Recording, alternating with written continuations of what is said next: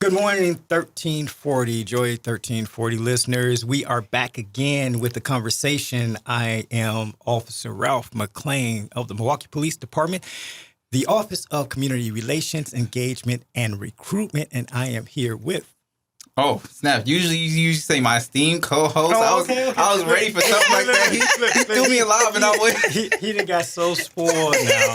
We saying esteemed or illustrious. Yeah, oh my goodness. Give me something. Yeah. I was ready for the live and he just... Right. No. He intended. Here is the magnificent co-host. All right, yes, sir. My name is Jordan Dickerson. I am one of the recruiters with the City of Milwaukee Fire and Police Commission. We are back here with episode 20. Episode 20. Big number 20 of the conversation. Yeah. And we are ending the month of the Women's History Month off. We have a special guest, so I'm excited for that. But before we even get started, honestly, I just want to thank FPC, the Fire and Police Commission, for even allowing us to do something like this. It is truly a blessing that they support us having these type of conversations and speaking about positive things and bringing on community members who do great things. So I really want to shout out the Fire and Police Commission. And, of course, got to always thank the man above, who kind of blessed us with this opportunity, who's been leading us and guiding us this entire way. Because when we first got presented this opportunity, we really didn't know what we were going to do with this. That's correct. We've never done anything like this before.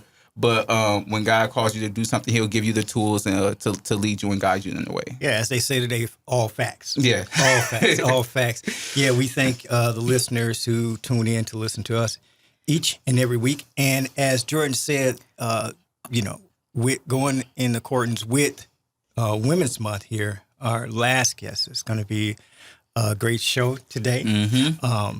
And along with FPC, our wonderful partners at the Fire and Police Commission, we also just want to give thanks to all the community organizations that we collaborate with out there, that MPD collaborates with. We are much appreciative of you, which is another reason this is going to be a great show because of the person we have on today and the things that she has done over the many years when it comes to the community, when it comes to Milwaukee, when it comes to collaboration.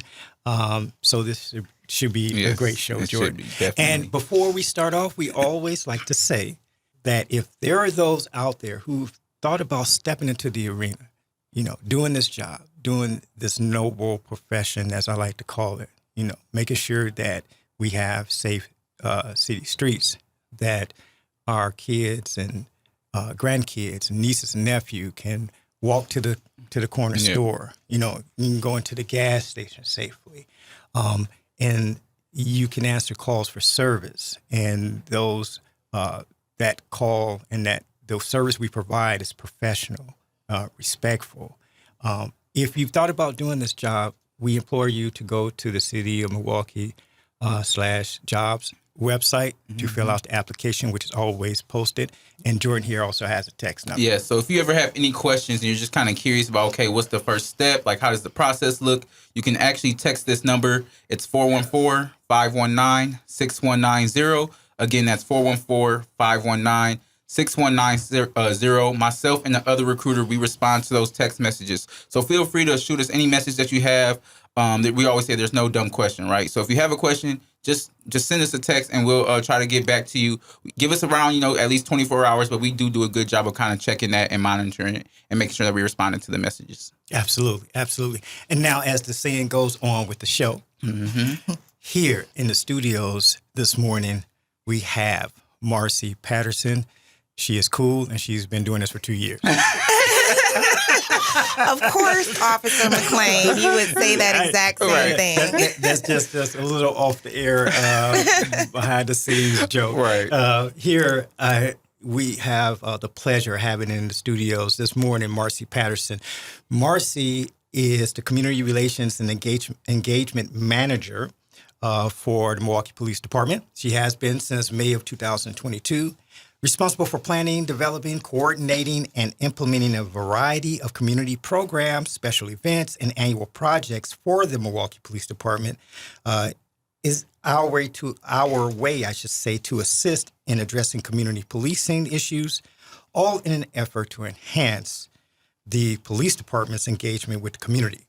Now, Manager Patterson is a seasoned public servant and part of that portfolio includes over 15 years of comprehensive experience serving in the office of former Mayor Tom Barrett in numerous capacities. Manager Patterson has also worked both professionally and personally to build positive relationships and partnerships throughout the city of Milwaukee. Marcey has coordinated and implemented programs and activities that maximize awareness of the need for cross-communication within city government and improve collaboration and trust with residents of the city of Milwaukee. Through her work with the Milwaukee Fatherhood Initiative, the City of Achievement Advisory Council, also with the Milwaukee Office of Violence Prevention, Mentor Greater Milwaukee, and Black Male Achievement Advisory Council, she understands the importance of expanding economic opportunity for all. Marcey attended the University of Wisconsin-Parkside, where she earned a Bachelor of Arts in Sociology with an emphasis on criminal justice, and also is the proud mom to Houston Walton.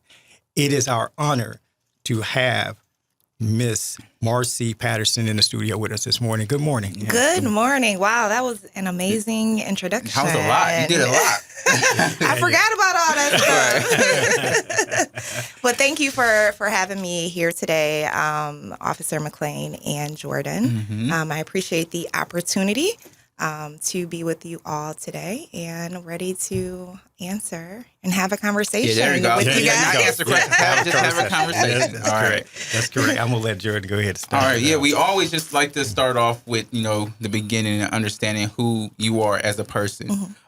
So just talk about a little bit about your upbringing. You grew up in Milwaukee. Yep. Just a little bit about that. Sure. I am a Milwaukee native, born and raised in Milwaukee. I also attended school here in Wisconsin, so I did not go away to school. Obviously, what Officer McClain has mentioned, I am the proud mother of a freshman in college right now who's also following my footsteps of criminal justice and sociology. And excellent. That's actually really, really fun that I'm able to help him with some of his work and some of his papers. And it also kind of enlightens me, as we do research together on some of those things to help me do a better job, with the Milwaukee Police Department. So God works in mysterious ways. Do you see how things have changed from like when you were like studying some of those things and now how you're helping him study? Yeah, I think now folks see the importance of preparing students for like trending topics, right? And so like right now, mental health is important. Yes. It's at the top of the list, but maybe back 20 years ago, it wasn't. It was, I can't even remember what kind of that hot topic was. And so it's just kind of cool to compare what, learned then and what he's learning now. And, this whole community policing aspect definitely wasn't as transparent or around back in 98. And so it's cool. It's cool to be able to help him with those things. How does it feel to have a son that's following in your footsteps, so to speak? May not be in the exact same capacity, but that he's interested in making a career out of, service and community and society in general. How does that make you feel? So I'm actually very excited. One, because he attends an HBCU. Oh, okay. And so, he's down at Tennessee State University, and a lot of their focus is policing in communities of color. Okay. And so I think him being a Black male, right, and wanting to step in this field because there are more Black males needed. I don't know what the research says, but I'm assuming that is correct. I just think it's an awesome opportunity for him, and also kind of that peer-to-peer with his age. He's 19, and so that's kind of a tough age to be at. And so to be able to kind of be a mentor to his friends and his peers, and also take back some of the knowledge that I give him, into the classroom. And so I'm I'm excited for him. I don't necessarily know if he wants to be a police officer, but to be in the field of criminal justice, I think it's beneficial. Will be beneficial. Yeah. Now, you say, obviously being at 19, you say that's kind of a tough age. Obviously not just for men, but it's tough for women as well. Right. Take us back to, 19-year-old Marcey, like this, and what kind of brought you and led you to where you are now? Sure. Well, let me think. 19-year-old Marcey, if I can remember, I was freshman or sophomore in college. I think by that time I had decided on my major. I did not go or decide my major because it was something I was really interested in. I was more of, I need to get out of school in 4 years. I'm gonna be honest, right? I feel that. But then, sociology and like behaviors of society. I really like some psychology stuff too. Just human behavior and learning that has just always been a passion of mine. And so I developed that passion, in school. But I think where my interest came in as it relates to community police relations would have been in the office of Mayor Tom Barrett. Okay. I think work there, one of my roles was a liaison to the Milwaukee Police Department's Office of Community Outreach and Education. And so being able to work with the police department on a community level, build those relationships, help the department to, build trust, back then, I think that's where my love for this kind of work developed. And so I just have a passion for community and police to work together, get along, because neither is going anywhere. Right. And so we have to figure out ways to coexist. We do. So, Yeah, no doubt. And even what we would call the father of modern day policing, Sir Robert Peel. Of course, you would know that. You were a criminal justice major, Sir. No, if I remember that. No, don't test me. Going back to Sir Robert Peel's, back when he, if those out there who aren't familiar with Sir Robert Peel, there was a British statesman, Prime Minister of the United Kingdom, and he also formed the Metropolitan Police Department over there in London. Wow. And he's also the author of what is called the Peelian Principle, hence the name Peelian. And I always like to talk about the seventh principle, which he talks about the public being the police and the police being the public, because we're all of the same, society and community. It's just that police are tasked with having a full-time duty to make sure that the public is safe. But, it also is reciprocal, where we need the public's cooperation and collaboration to make sure that, the city is safe as a whole. So that's very important. So it's great when you hear that there are many people that have that passion for the collaboration of the police and the community. But I want to take it a little bit further than that. Not just 19-year-old Marcey Patterson, but let's go to 14-year-old Marcey Patterson. Oh my goodness! So, first of all, what area of the city you grew up in? Northside. Okay. Yep. And so District 7. Okay.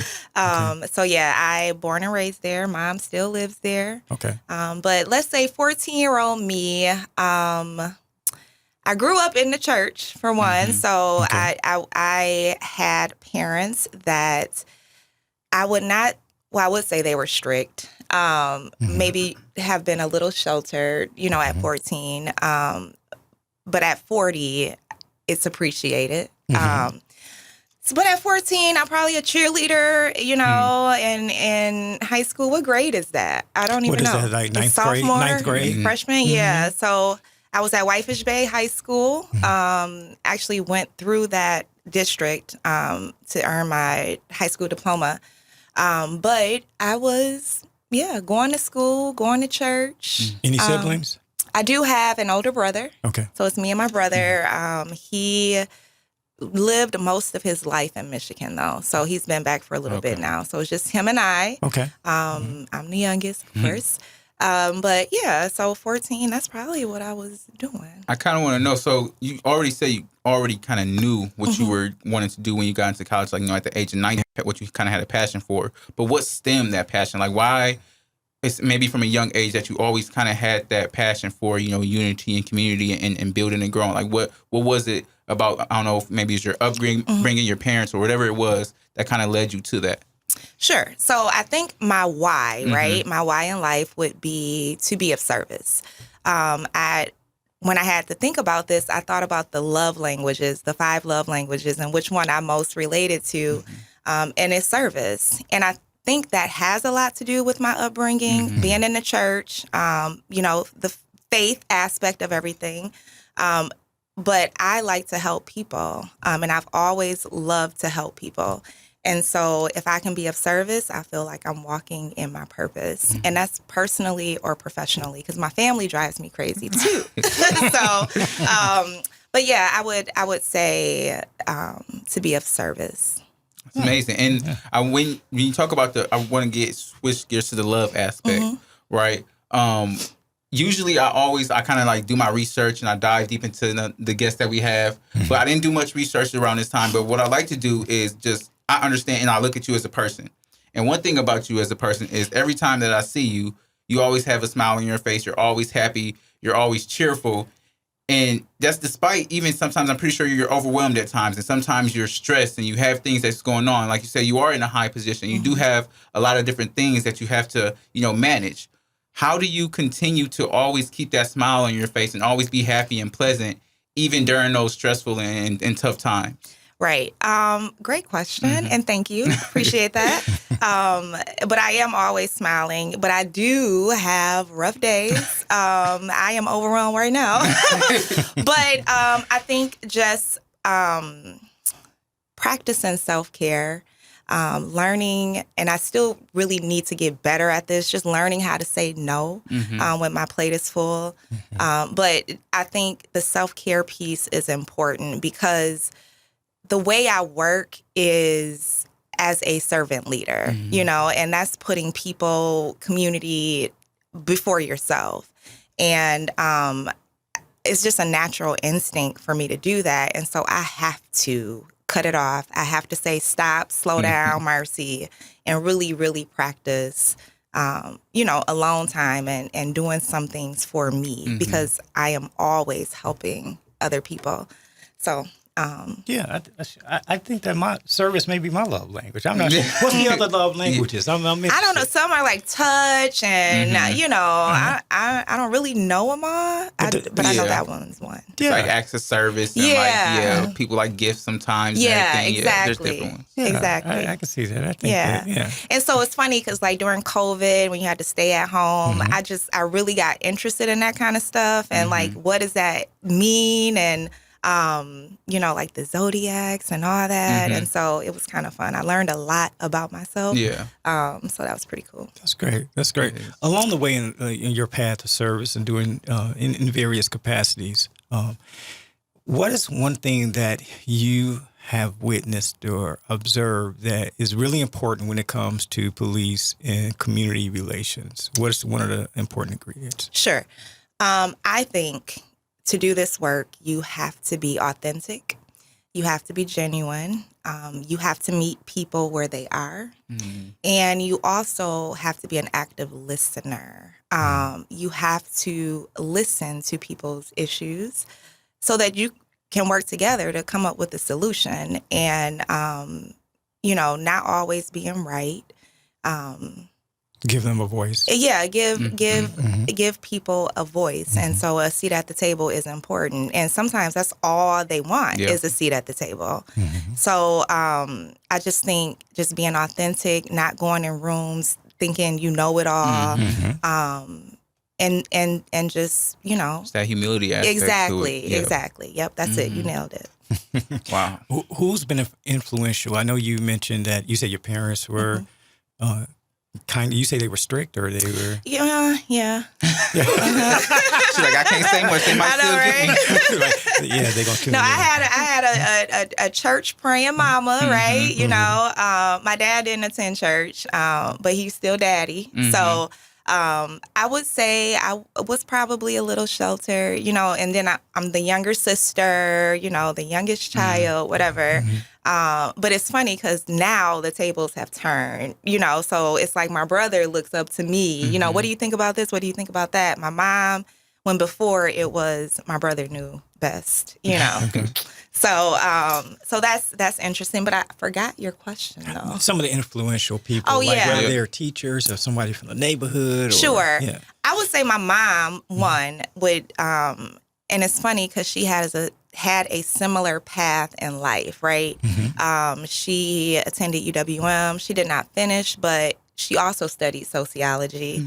I'm not sure if I knew that when I went to college. That's pretty crazy. Yeah, but then the other kind of cool part of this is that she also retired from the U.S. District Courts, and she was I forget what you call it, but the connection was that Tom Barrett was a law clerk in the office of the judge that she, you know, worked for.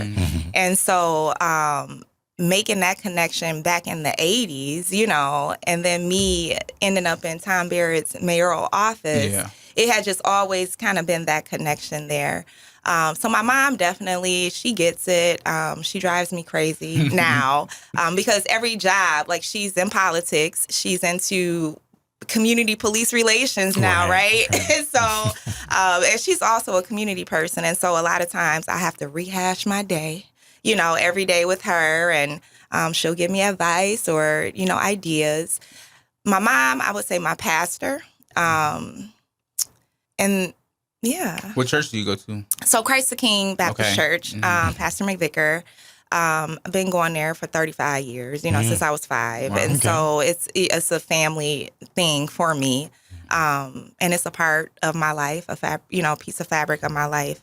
And then I would just say my colleagues, really, you know, because I don't go in rooms like I know everything. And so I pull from everybody that I work with, you know, and so I think everybody has been a positive influence in some capacity in my life and with what I'm doing. Yeah. Love that about Manager Patterson. I witness that all the time. You called you Manager Patterson. I know, it's so weird. Because it's weird saying Marcey. Yeah. It's weird. Yeah. And you know what? The other weird thing is, though, too, is to be a civilian or what they call professional staff over officers. Like, I have to get used to that, you know, because I don't fall in the, you know, kind of the rank structure and all that. And so building trust with community has, another step to that has also been building trust within the department, you know, as a civilian, because that's important too, because if officers don't believe in what you're doing, they won't, you know, they may not help you do the work. And so I humbly do see that I've been somewhat impactful. I think involving a lot of the department in what I do has boosted morale. And I do see a culture change. And a lot of it is top down with the chief, of course. But I think adding this element to the department has been beneficial. Yeah. And being humble, she is. Because I've talked to other officers and they have echoed the same. I think it's a beautiful thing, especially, you know, being an officer in a community-related unit where we go out and we, you know, build relationships, building trust, and to have the perspective of a civilian manager, I think is extremely helpful. I know my partner echoes that, and again, the many officers that we've talked to, the many community liaison officers around each of the district. Yeah, and so it's a beautiful experience, and I'm excited to see where that goes. Oh, that's awesome. Yeah, and I think the important factor is just that understanding anything that we do, we have to do it with love. And of course, that breathes from you in everything that you do. We understand that you're always coming from a place of love, and that's what it's really all about. Because in order to build Y'all gonna make me cry. No, thank y'all. But in order to build that unity, in order to be able to build that peace, you have to do it from a place of genuine love and no selfishness to it. You have to go in there wanting to, like you said, serve another person and see that whatever outcome happens, you want the best for them no matter what. Absolutely. And that's where it has to all stem from. Absolutely. Yep. Yeah. And I think just the importance of engagement with the chief and allowing me to directly report to him in this position says a lot. Yes. And so I'm in it to win it with the department. So see what we can do. I love that. Yeah, well, that's why those 35 years at Christ the King shouldn't be taken lightly. Not at all. Because when you're doing service, I think one of the things is, as Marcey mentioned, the authentic nature of it that connects people spirit to spirit, heart to heart, having that authenticity. Also, just being led by what, God, the universe has in store for you, where that leads you. Absolutely. And not always getting so bogged down or caught up on what the results of something is, but, just being led by spirit and trusting that. Yes. Absolutely, yes. That's the big part, trusting. You nailed it. Yeah. Yeah. Well, we got Resurrection Sunday is this Sunday. That's right. Good Friday tomorrow. you got any like special outfits you wear, or you just still come like how you normally do? Yeah, you got any hats in those big hats in your closet? God said, "Come as you are." Right? You ain't wrong. So I'm going. Nothing special though. So, No. But it's always a great time this time of year. Easter and the meaning behind Resurrection Sunday. I missed Palm Sunday last Sunday, so I'll make sure I'm there Sunday. But yeah. And just for the other peoples out there, if you it is Resurrection Sunday, just go out to a church, ask a friend like, hey, what church do you go to, and just spend some time with there, and just kind of go there and see the love that God really shows and He has for you also. Thank you, Marcey Patterson, for being our guest on this final Thursday of Women's Month in March. We really appreciate it. It was a perfect way to end it. It was. And thank you sincerely for all that you have done and that you continue to do for the city of Milwaukee. Yes, thank you. Thank you both. I appreciate that. All right. Thank you, everyone. Be blessed. We will talk to you next week. All right. God bless.